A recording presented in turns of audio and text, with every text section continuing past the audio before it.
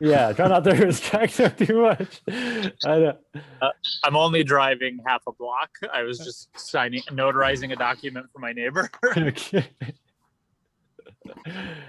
All right, so I'll try over the next few minutes not to distract Tyson too much, but thank you everybody for coming to another A2NewTech today. I want to quickly apologize for last month's fiasco with the Zoom logistics for those who were confused there. So I apologize about that. Let it be known that I was hypersensitive to it this month, and I quadruple checked the Zoom ID link to make sure it was the right one, and hopefully I continue that streak moving forward. But yeah, sorry about that. But for those who don't know what I'm talking about, you're probably new. And so if you are new, welcome to A2NewTech and to our little tech community here. My name is Hein, like the ketchup without the Z. I co-own a branding and web development studio called Huck Finch, based in Nipsey. What we will do right now, quickly, as I said, this is a community, so it's always great to see who is in our community. So we'll do this quick poll just to see who's out there. So I'm going to launch it right now. So let us know. Tyson, do not let us know what you're doing. But yeah, let us know whether you're an entrepreneur, looking to start your own thing, if you're an investor, marketer, designer, software developer, or other. And if you are going to put other, feel free to chat it, what you would title yourself.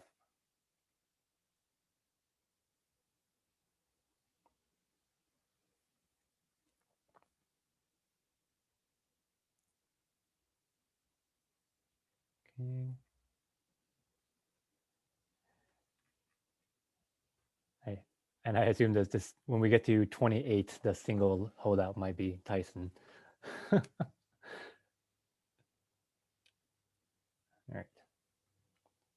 Looks like we have a few people who haven't entered in the poll. A couple more. Give it a couple more seconds, and a few more seconds, and I'll end it. Going once, going twice. I think as co-host, I can't vote for myself. Okay. In that case, I'll go ahead and end the poll so we can see the results. And I'll share them. All right, so we have this month primarily we have others. So as I said, like feel free to chat into the chat, like what you would have put if you could have. A good chunk of you are entrepreneurs out there. Got a couple who are looking to start ventures. Hopefully you hear some presentations tonight that inspire you. A couple potential investors, some marketers, designers as well. Got a software developer. It's great. It's always great to kind of see who's out there.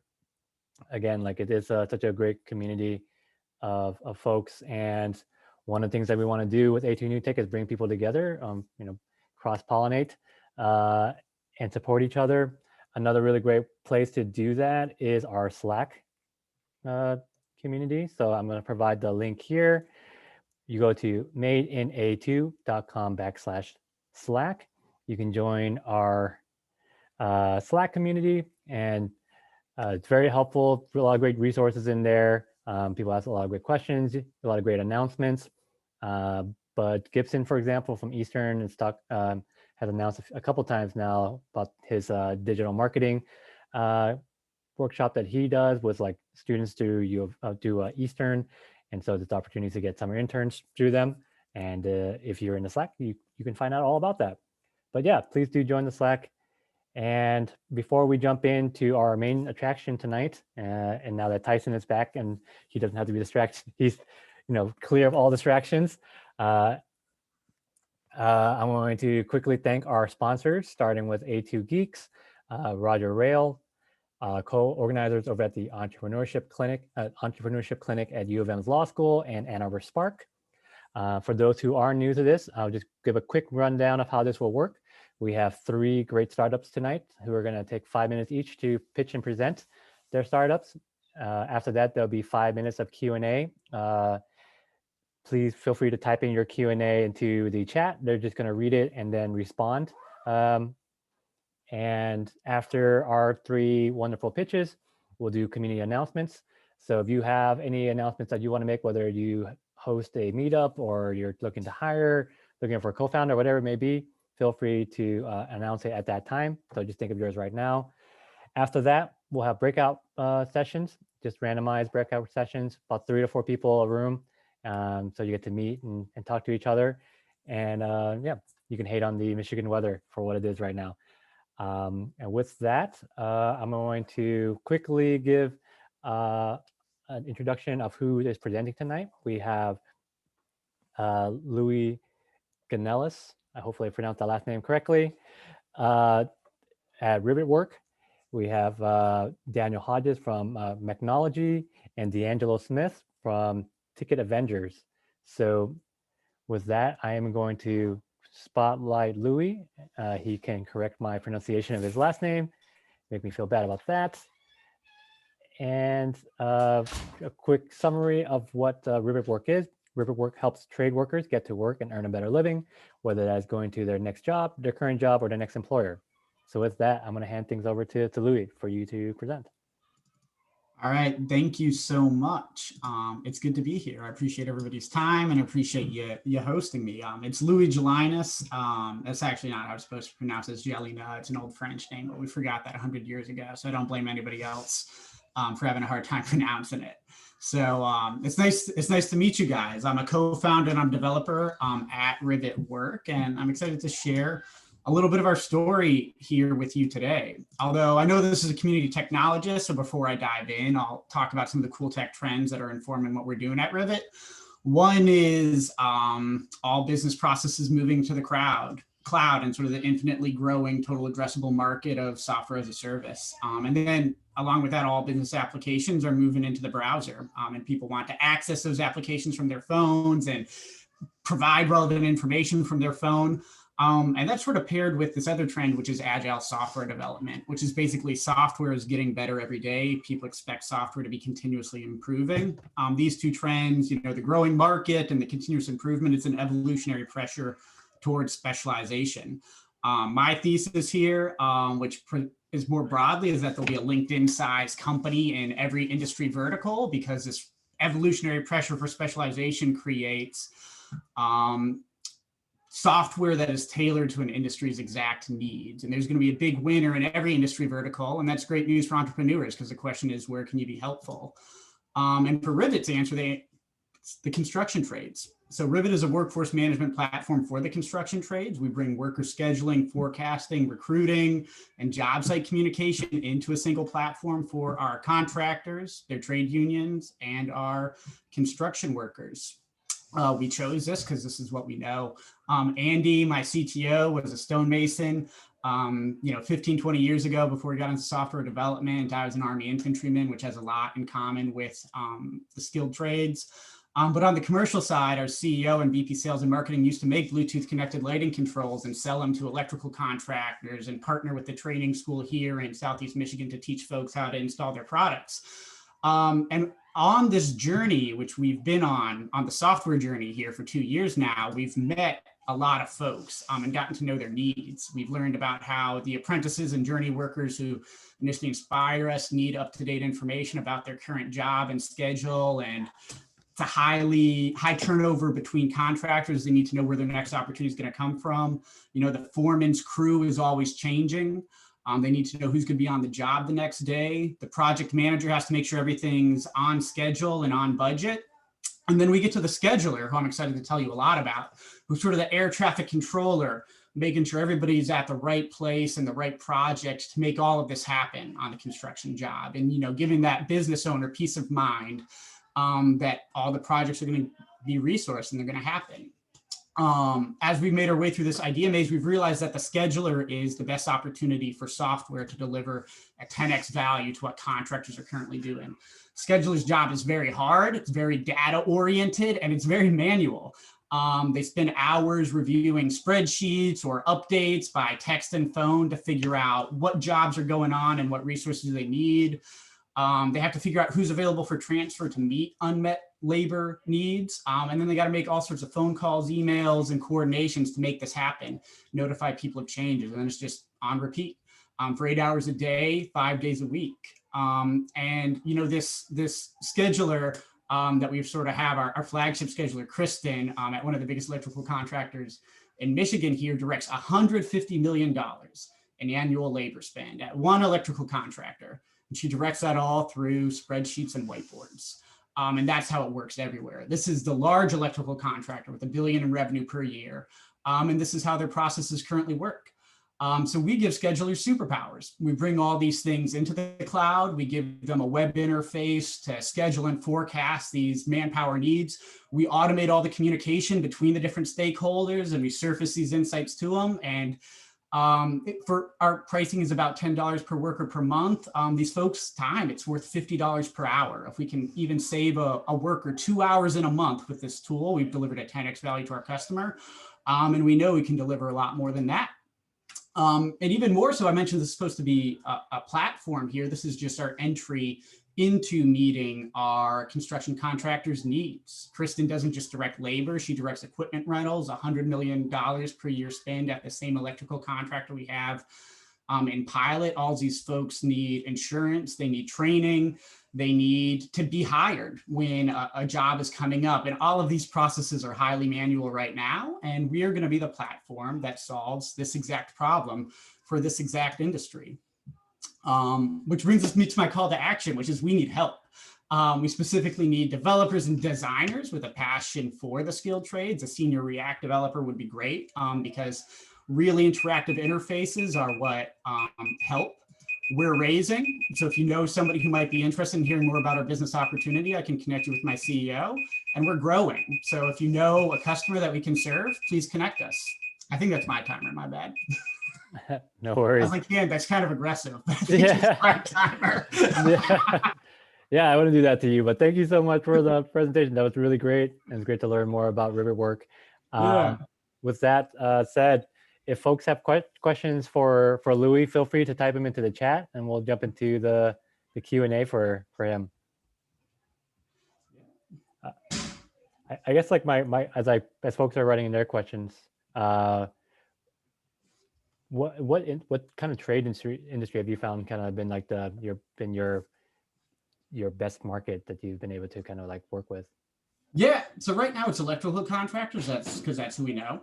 That's who we're connected with. That's who kind of gives us the time of the day, which when you're in the idea maze is kind of what you need before you'll figure out the product that'll solve their problem. So that's really our beachhead. And that we found that electrical contractors are like highly skilled. They're a big sort of sub within these big projects where they'll get, electrical contractors with, 50 to 1,000 workers are common. And, that's a much better fit for our kind of tool than somebody with like 15 workers or 5. So really electrical, plumbing, and mechanical, like HVAC installation, we think initially might be the best opportunity, but electrical is really our focus right now. Cool. Looks like you got a question there from Dorn. How much are we raising? So I'm not the CEO, but I think we're raising about like 1.2 to 1.5 million.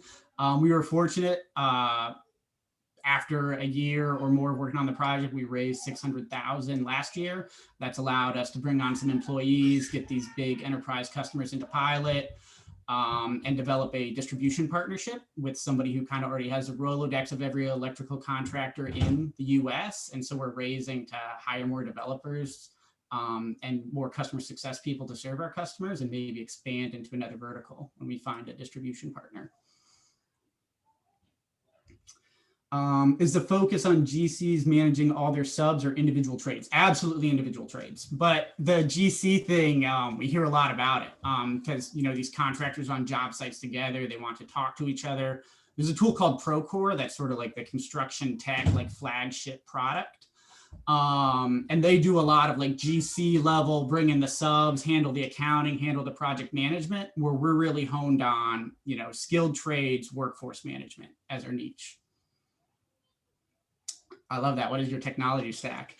So we are a JavaScript heavy shop, which is very refreshing to me because that's what I was trained on. When I got out of the Army, I went to Lambda school and got trained as a software developer. When my CTO, Andy, came up as, I think like an everything developer, but he was most proficient in PHP. And when he adopted Node Express for his backend, that was a huge relief for me. So we're React on the front end, Node on the back end, and then Postgres for data persistence. I think we have a couple more minutes for questions. Any other questions for Louis? Are the users entering estimated hour for individual activities, or is there an estimating system? Yeah, so right now the MVP feature we have of that is tracking total hours scheduled versus total hours forecasted. So that's basically when a person gets allocated, they get allocated for a shift, and that's sort of the level we track it on, not necessarily like time per task. More man hours on job, which comes into this thing that's very important for our customers called the blended labor rate, because that's how they make sure they get the job on time and on budget.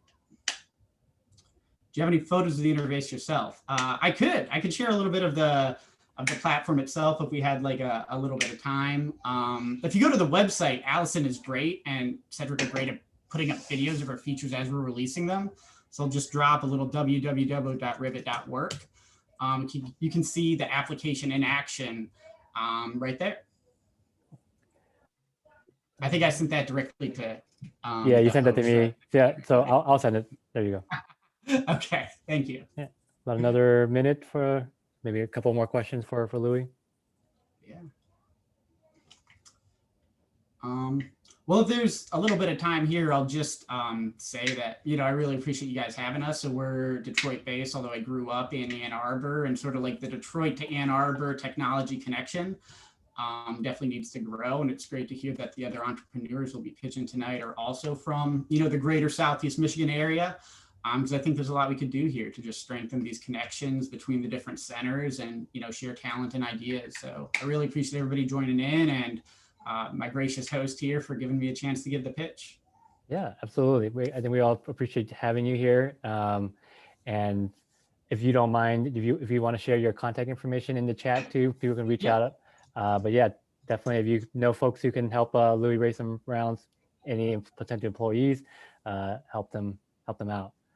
So with that, we'll move on to Daniel. So I'm going to stop spotlight on Louis, spotlight Daniel. All right. Hello, everyone. All right. So then with that, so Daniel is the founder of Mechnology. Mechnology's purpose is to help those who have been adversely affected by social injustice with access to empowering technologies. And I'll hand things over to Daniel to talk more about what all that means. Thank you so much. I'm going to share my screen and start our pitch here. So Mechnology, as Hein actually said, is a company dedicated towards issues of social impact. Right now, we're targeted on the 2030 UN sustainability goals, particularly water. And we have a new patent pending process and machine that we're developing to provide clean water in a cost-effective way using sustainable methods. Our new advanced diffusion process is what I'll be talking a little bit about tonight. So manufacturers who treat wastewater have a problem. And I'm going to start with discussing our manufacturing beachhead. The problem is that they spend hundreds of thousands and millions of dollars in larger cases to eliminate their wastewaters. Their processes produce lots of heavy metals and lots of salts, lots of chemicals, lots of organic compounds that can't be, that violate certain EPA regulations when released back into the environment. We have a process that we are developing, which is a game changer. This process is powered by solar and wind energy, primarily. It does tie into the grid as necessary, but its primary motive force is solar powered. Using also additionally solar powered backup batteries to power the machines that do the advanced process. We are starting with platers as our beachhead. We have plenty of adjacencies and verticals, but in the case of platers, it's a low-hanging fruit for us. Our process, our competition is primarily evaporators, but using our process, we're able to compete with evaporators because we don't emit indiscriminately. We can target what we want to evaporate off. So if you have PFAS or PFAS in your process, they're not coming out just the water. Additionally, our process creates a zero liquid discharge as an optional operating mode, so that it becomes easier to discard in a dry like in a dry landfill versus leaching into the environment. As you can see, our CAGR for vacuum distillation is 6.9% from 2014 to 2024. There is a $128 million market in the United States with a $2.5 billion market globally. To date, we've acquired a $10,000 capital note, best in boot camp runner-up. We have a high-performance team that's created with industry-leading professionals, academicians. We have a couple of interns who we leased, and some design folks who have plenty of years of experience in the industry. We've been invited by the NSF to submit a phase 1 proposal for a $256,000 prize within 24 hours of submitting our pitch. And I'm told that that's very unique. So our technology is patent pending. We have a $4,500 BAF grant, which we were granted. And we have industry contacts with platers.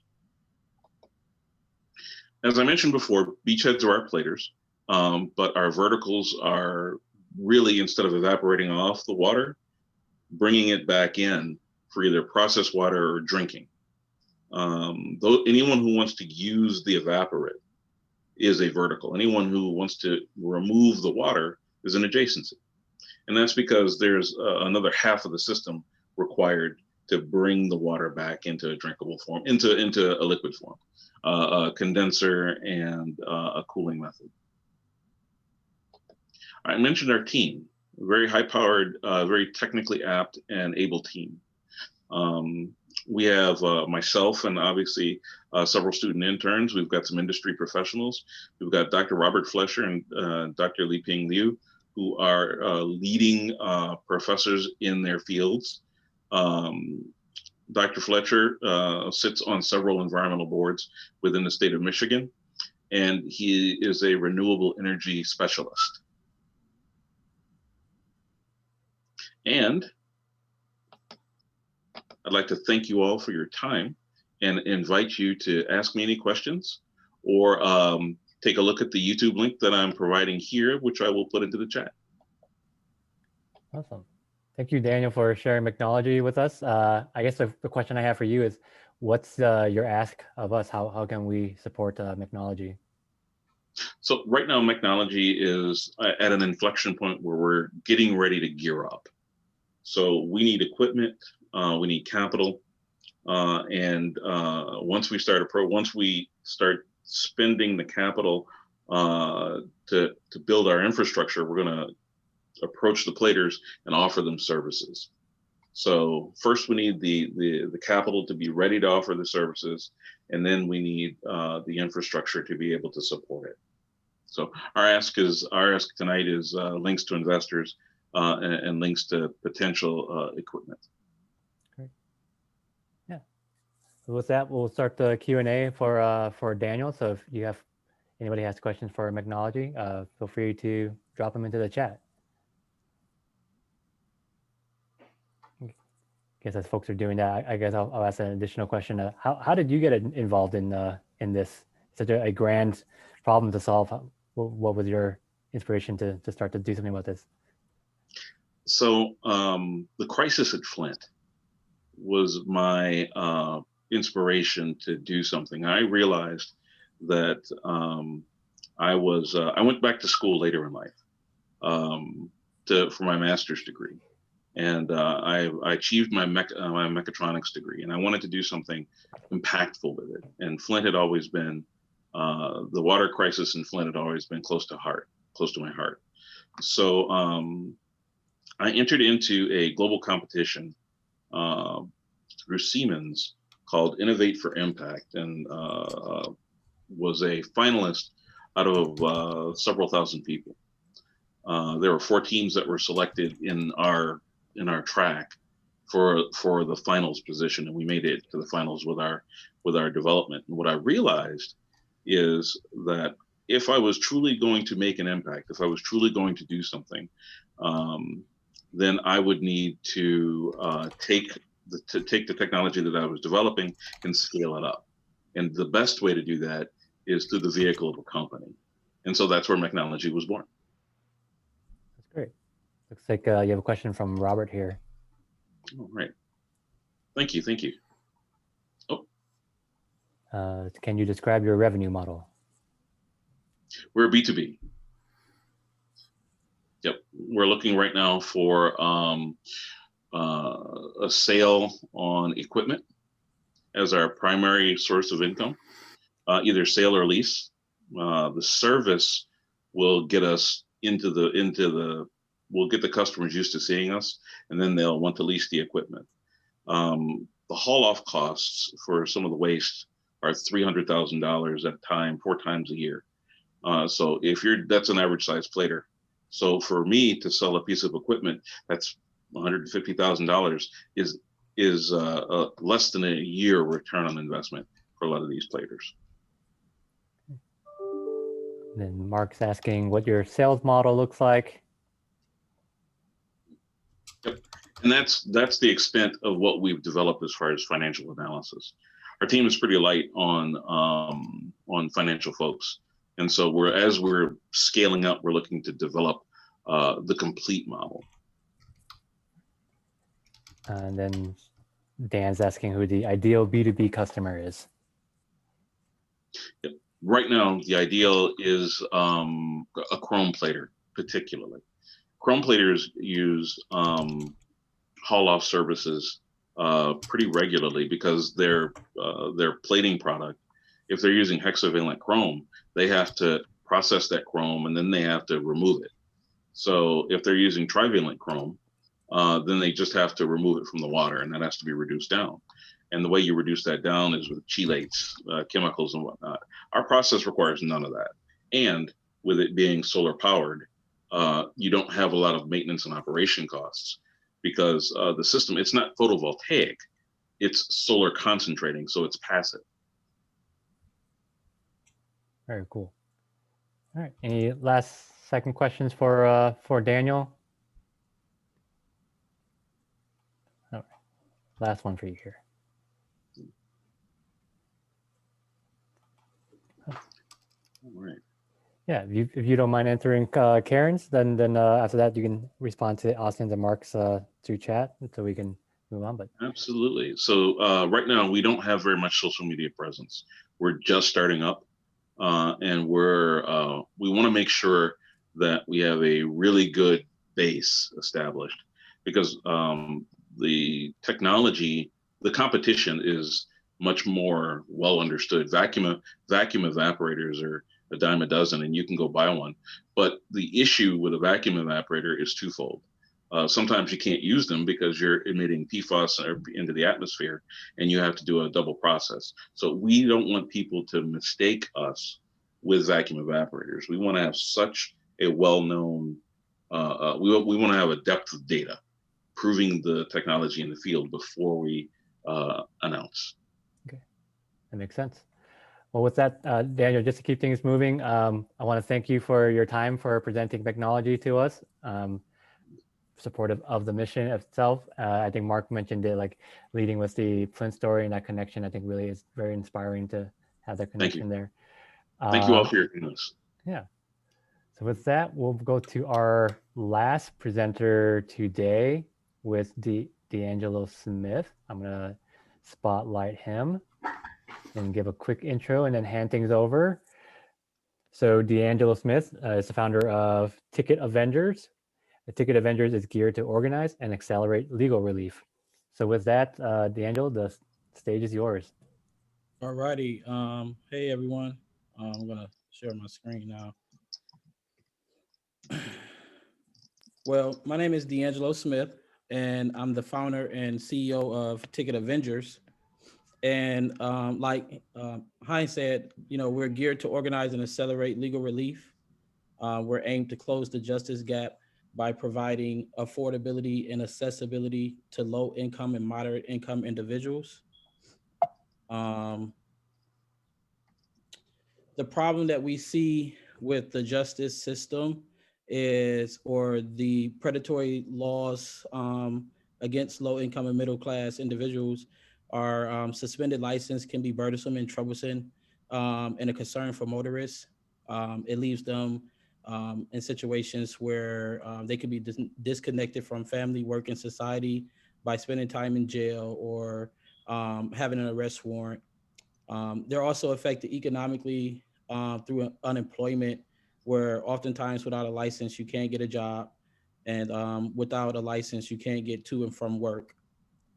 Fines and fees are also, it's very expensive for 40 million Americans that live in poverty. We feel that poverty is something that should not be criminalized. It's many people that has to choose between maybe paying a bill or a traffic ticket. And legal assistance can be ultra expensive for poor middle class individuals. There's over 11 million Americans with suspended license, and so they all identify mostly with these pain points.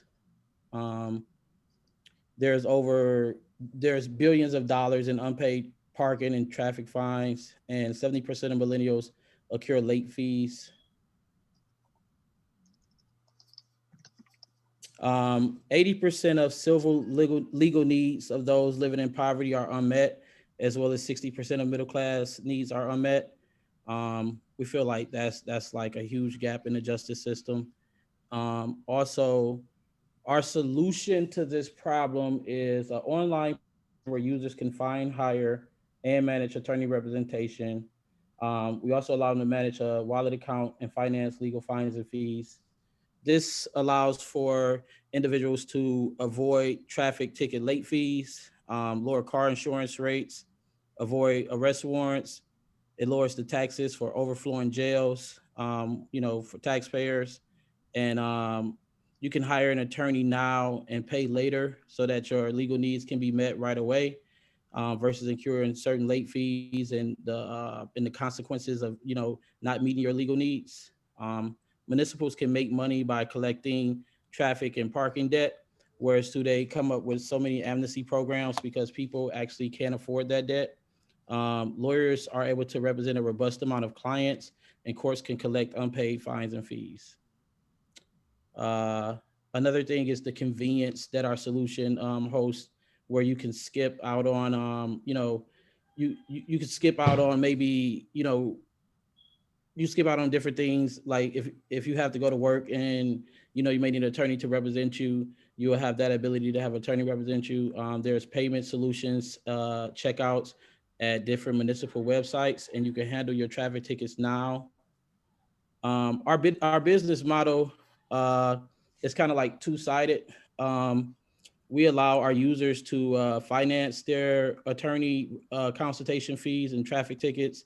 We also provide an e-checkout solution on our platform where we make it more convenient to pay your traffic tickets wherever you are. Our business model is subscription as a service. It's a freemium model with premium paid features, QR code invoicing and advertising with roadside assistance. Our competition, we feel like we break apart from our competition in a few ways. We offer financing that Avo doesn't, and it's another leading provider for an online platform to find attorney representation. We also offer roadside assistance, QR invoicing for attorneys and their leads, a lawyer search engine, and an e-commerce checkout to pay your traffic ticket fines and fees. PayPal acts as a finance company as well, but they don't offer any type of lawyer search engines or any roadside assistance to our market. So we feel like our market opportunity is pretty huge. We believe that we can reach our market opportunity in 18 to 24 months. And some of our use cases for using our platform would be if you were to get pulled over and you had an accident, you can search for an attorney, and also get the roadside assistance that you need to get your car off the road. Also, you know, if you have to work or anything like that and you can't make it to court, you could have an attorney to show up for you instead. And our raising goals is 1.5 to 2 million just to develop an MVP. Currently, we are at a prototype, and we're looking to have a finished product to validate our assumptions. Currently, our traction is we have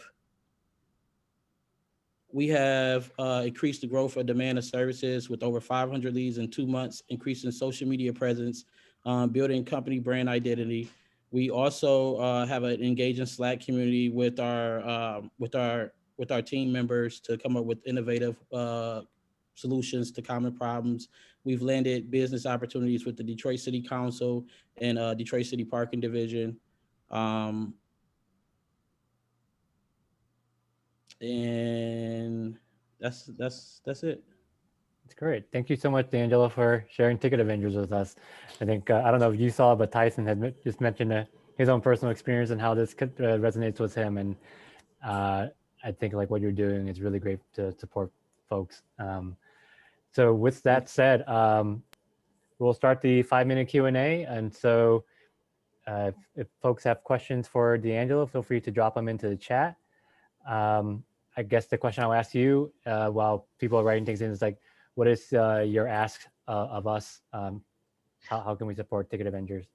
Well, my ask right now is we have a prototype developed and I'm looking for someone who can come in maybe as a technical co-founder or a technical lead with full stack capabilities to get the engines rolling, you know, from our prototype and go ahead and prove our assumptions of how we know our market. All right. Looks like you got a question there. Okay. I have is just, are you finding this as a question? We all just hope not get called, right? Well, because I identify with the pain points of my market, I know exactly where to go. And I'm not necessarily, you know, trying to find a problem, right? I'm just more so correcting a issue that's, you know, that's prevalent today, where a lot of low-income individuals have difficulties maintaining their driver's license, maybe and mostly due to financial situations. So a lot of my customers are pretty much finding me. I haven't even had to do a lot of marketing really, and we've been able to connect a lot of clients with attorneys because a lot of low-income individuals, they lack the accessibility to find proper attorney representation and the affordability to pay for that representation.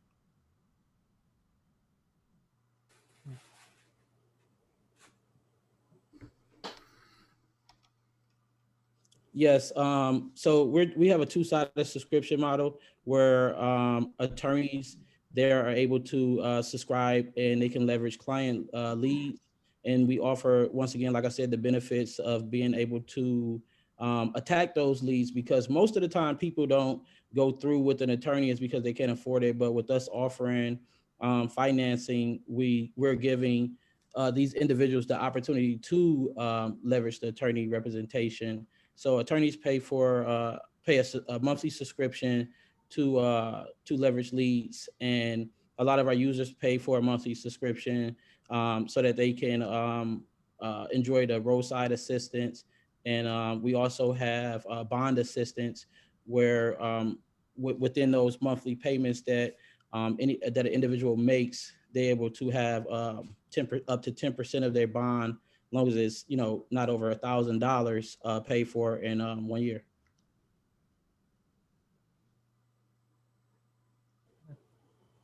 As folks are writing up their questions, I guess the one I had is maybe similar to what I asked Daniel. How did you get started with Ticket Avengers? Where did this come about? Well, actually, Michigan State was like the worst place ever to maintain my license. And I just remember just honestly not being able to afford to pay for my traffic tickets. And I felt like I knew it was a lot of other people who were like me who couldn't afford to pay for those tickets. And so what I did was I wanted to come up with a solution for people who were like me in those situations. and make it kind of seamlessly easy process and just the ease of legal obligations. Looks like you got a question from Steve. Yep. I assume you need the city to partner with you in order to accept ticket payments. How do you go about that? Currently, you're absolutely right. So I'm growing a network, and that's why I'm meeting with different city officials and things of that nature to present this opportunity. And especially with everything with the whole government justice reform situation that's going on, they're not suspending license anymore in Michigan. So municipals want to recover that traffic debt, and I think that allowing people to finance the traffic debt would be more of an incentive to go ahead and pay versus feeling like, you know, if I have to choose between a priority and a legal obligation, then they may have to make a different choice.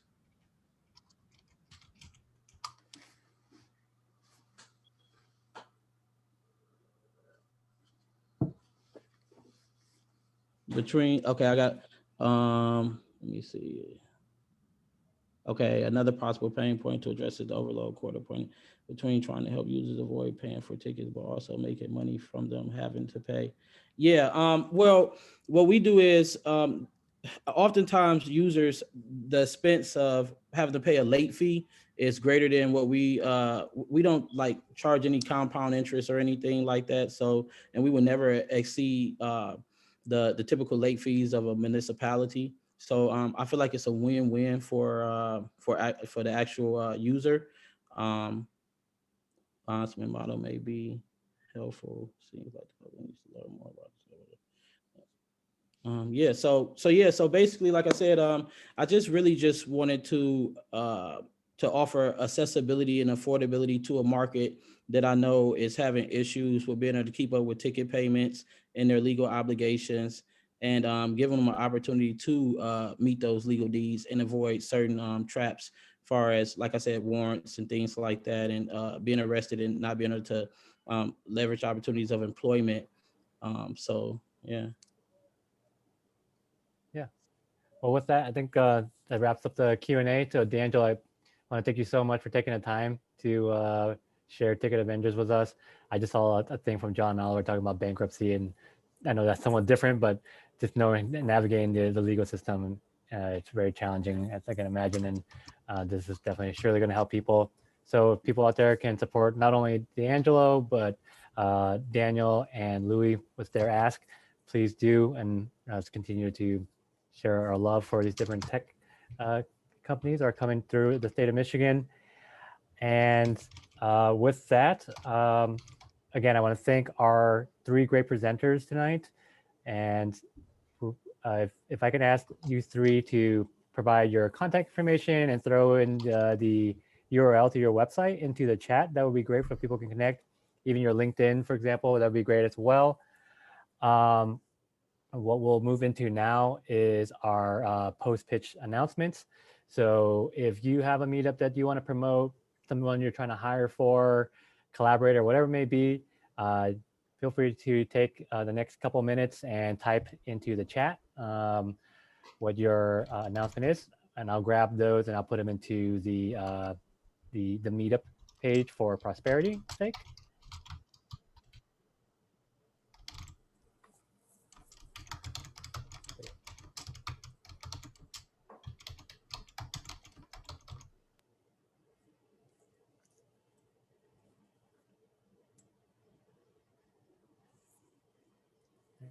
I assume folks are furiously typing in their announcements, but I'll just kind of do some wrap up stuff as people are doing that. I want to thank everybody again for coming to tonight's event. It's always really greatly appreciated. If you enjoyed yourself tonight, our next one is on May 18th. It's always every 3rd Tuesday of the month. If you yourself are someone who's interested in pitching your startup, please feel free to reach out to me. I will provide my email in the chat here, or you can reach me on Slack. But we'd love to have you. This is going to be a short little questionnaire just to make sure you guys are your startup is far enough along. Use the 3 that you saw tonight as a good kind of gauge to see if you're at least there. Definitely beyond kind of the ideation phase. But with that, I want to thank everybody again. And in the next minute or so, I'm going to move everybody into little breakout sessions. So please stick around and meet and greet each other and do your own conversations and engagement. You can keep each other warm in this ridiculous weather that we have today. Cool. So with that, why don't we move everybody into breakout sessions? So, all right, here we go. All rooms are now opened.